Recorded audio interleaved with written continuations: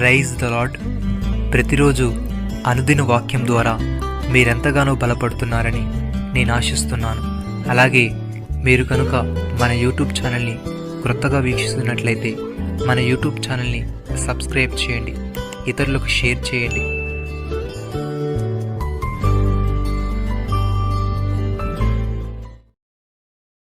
సియోను నీతి సూర్యకాంతి వలె కనబడు వరకు, దాని రక్షణ దీపం వలె వెలుగుచుండు వరకు సియోను పక్షమందు నేను మౌనముగా ఉండను, యెరూషలేము పక్షమందు నేను ఊరకుండను. యెషయా గ్రంథము 62వ అధ్యాయము 1వ వచనము.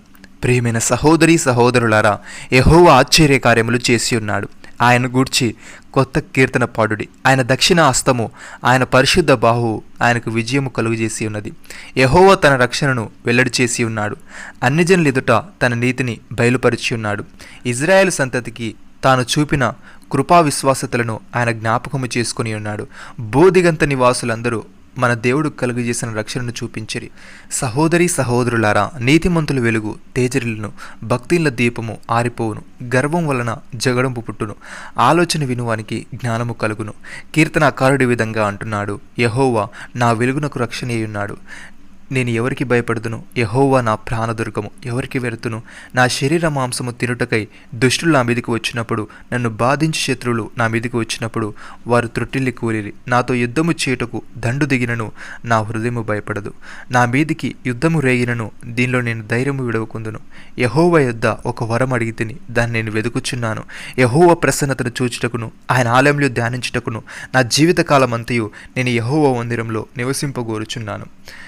ప్రియమైన సహోదరి సహోదరులారా, యెహోవా ఉపదేశములు నిర్దోషమైనవి, అవి హృదయమును సంతోషపరచును. యెహోవా ఏర్పరచు ధర్మము నిర్మలమైనది, అది కన్నులకు వెలుగిచ్చును.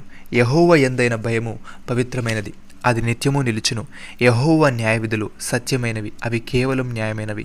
అవి బంగారము కంటెను, విస్తారమైన మేలిమి బంగారము కంటెను కోరదగినవి. తేనె కంటెను, జుంటె తేనె దారుల కంటెను మధురమైనవి.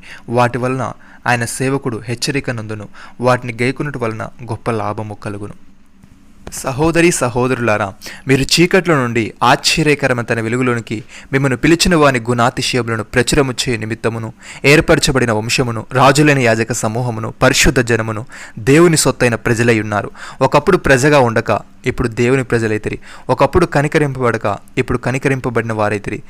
ప్రియులారా, మీరు పరదేశులను యాత్రికులై ఉన్నారు గనుక ఆత్మకు విరోధముగా పోరాడు శరీరాశులను విసర్జించి, అన్ని జనులు మిమ్మల్ని ఏ విషయంలో దుర్మార్గులను దూషించరో ఆ విషయంలో వారు మీ సత్క్రియలను చూచి వాటిని బట్టి దర్శన దినమున దేవుని మహిమపరచునట్లు వారి మధ్యను మంచి ప్రవర్తన గలవారై ఉండవల్లని మిమ్మల్ని బతిమాలు కొనుచున్నాను.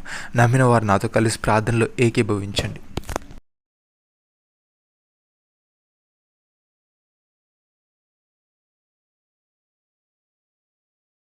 మమ్మల్ని మిక్కిలిగా ప్రేమిస్తున్న మా ప్రియ పరలోకపు తండ్రి, నీ రక్షణను నీవు వెల్లడి చేసి ఉన్నావు, నీ నీతిని నీవు బయలుపరిచి ఉన్నావు గనుక నీకు స్తోత్రములు తండ్రి. మేము నీ యందు భయభక్తులు కలిగి నీ న్యాయవిధులను అనుసరించి నడుచుకుంటూ నీవిచ్చే రక్షణను పొందుకున్నట్టుకు సహాయము దయచేయమని, ఆత్మకు విరోధముగా పోరాడు శరీరాశలను మేము విసర్జించి, అన్ని జనులు మమ్మల్ని ఏ విషయంలో దుర్మార్గులను దూషించరో ఆ విషయంలో వారు మా సత్క్రియలను చూచి వాటిని బట్టి దర్శన దినమున నేను మహిమపరచినట్లు వారి మధ్య మంచి ప్రవర్తన గల వారమై ఉండుటకు కృప చూపమని, మీరు మాకు ఇచ్చిన గొప్ప రక్షణ భాగ్యమును బట్టి మీకు వందనాలు చెల్లిస్తూ ప్రభువైన యేసుక్రీస్తు నామములో ప్రార్థిస్తున్నాము తండ్రి. ఆమేన్.